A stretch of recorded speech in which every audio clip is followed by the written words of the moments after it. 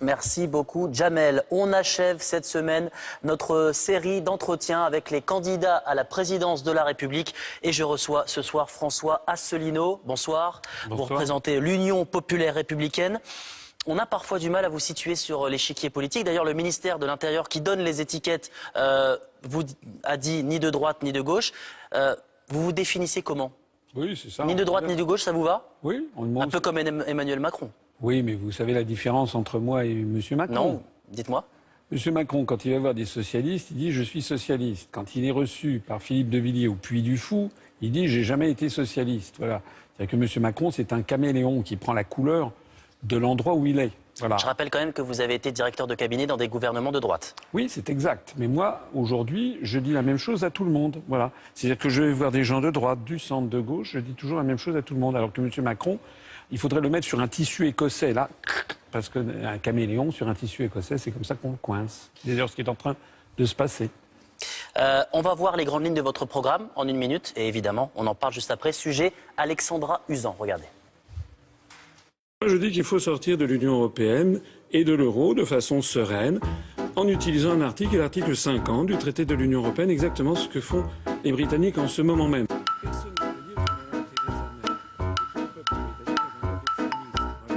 Il le dit et le martèle à chacune de ses apparitions. François Asselineau veut sortir de l'Union européenne et de l'euro.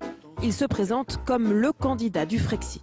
Si nous n'en sortons pas, la France va continuer toujours et encore les mêmes politiques que celles que nous menons depuis 25 ans, qui ont fait de l'Union européenne et de la zone euro la zone de plus faible croissance au niveau planétaire. Autre ennemi du candidat, l'impérialisme américain. Et un modèle, Charles de Gaulle. Selon lui, la France est devenue un pays satellite de Washington. C'est pour cette raison qu'il veut faire sortir la France de l'OTAN. Autre temps fort de son programme, les nationalisations. Tout un pan de l'économie française resterait dans le giron de l'État. EDF, GDF, la SNCF, la Poste, les réseaux d'autoroutes, les concessions de services publics en matière de concessions d'eau.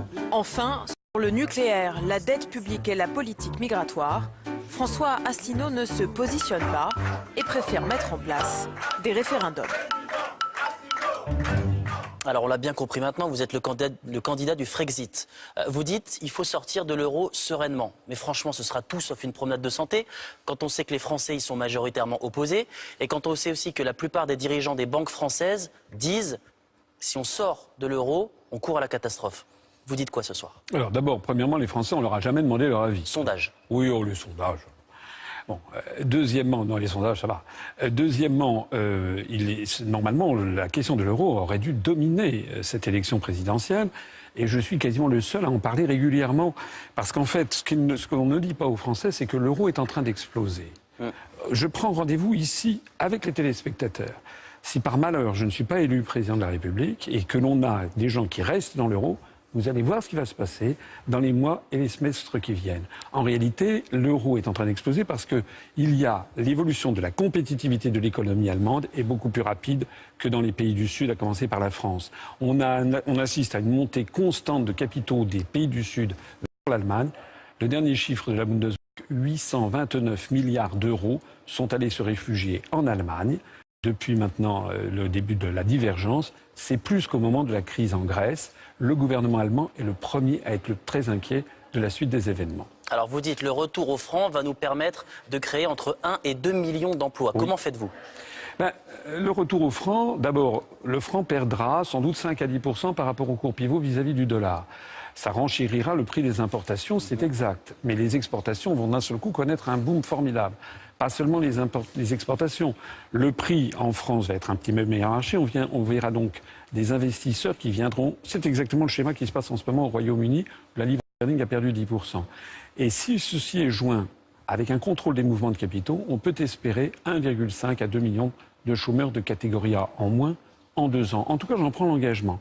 Ce que je voudrais dire aux gens qui m'écoutent, c'est que est-ce qu'ils croient vraiment que c'est en recommençant les mêmes politiques que celles que nous menons depuis 15 ans que l'on va avoir une solution?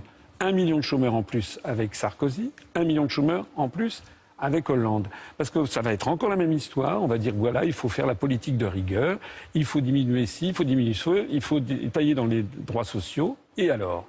C'est ce que l'on constate depuis maintenant 10 ans, 15 ans. Et aucun résultat. Alors, juste une question concrète pour que les téléspectateurs comprennent bien votre raisonnement. Si on revient au franc, est-ce qu'il n'y a pas un risque que l'argent qu'on a en banque, notre patrimoine immobilier, perde de la valeur avec le retour au franc? Non. D'abord, ce n'est pas un retour au franc, c'est un nouveau franc qui n'aura plus la même valeur que celui qu'on avait quitté. Puisque là, je ferai 1 euro égale 1 franc. Alors que vous vous rappelez, à l'origine, c'était 6 francs 55. Donc ça sera 1 euro égale 1 franc. Ce franc se dépréciera légèrement par rapport à l'euro. D'ailleurs, l'euro restant ne sera pas le même puisque la France sera sortie. Mais moi, je suis un Français. Moi, je suis marié, j'ai des enfants, j'ai de l'assurance vie, j'ai un patrimoine immobilier. Je serai le premier concerné par ce que je dis.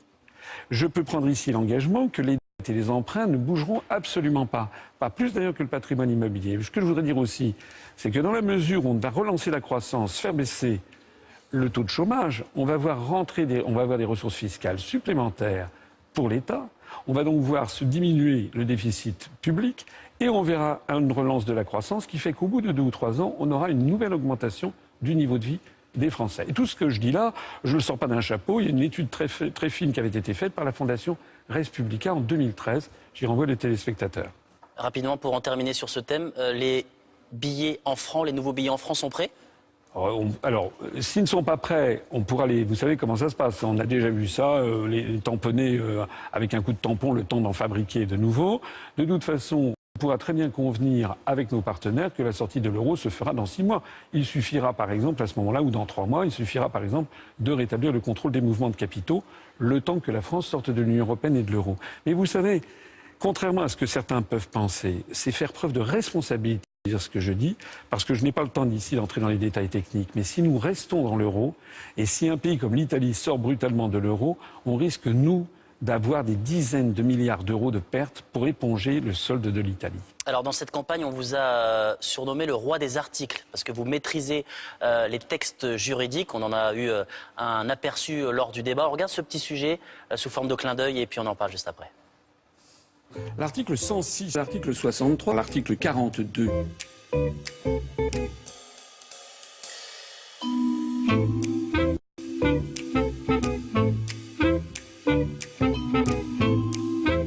Alors je sais évidemment, on me brocarde parce que je cite souvent des articles des traités, mais c'est quand même un peu singulier de brocarder quelqu'un parce qu'il connaît ses dossiers.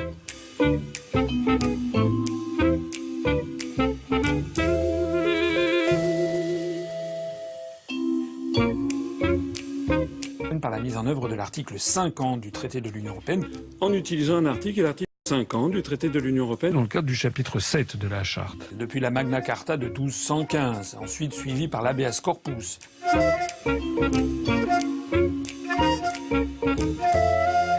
L'article 5 de la Constitution, l'article 5 de notre Constitution, l'article de la Constitution numéro 5, que le président de la République, d'après notre Constitution, d'après l'article 5, est le garant de l'indépendance nationale.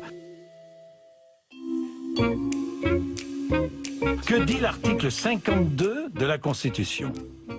Vous ne savez pas? Alors là, c'est important pourtant, hein, François Asselineau. Pardon, mais le président de la République négocie et ratifie les traités. Oui.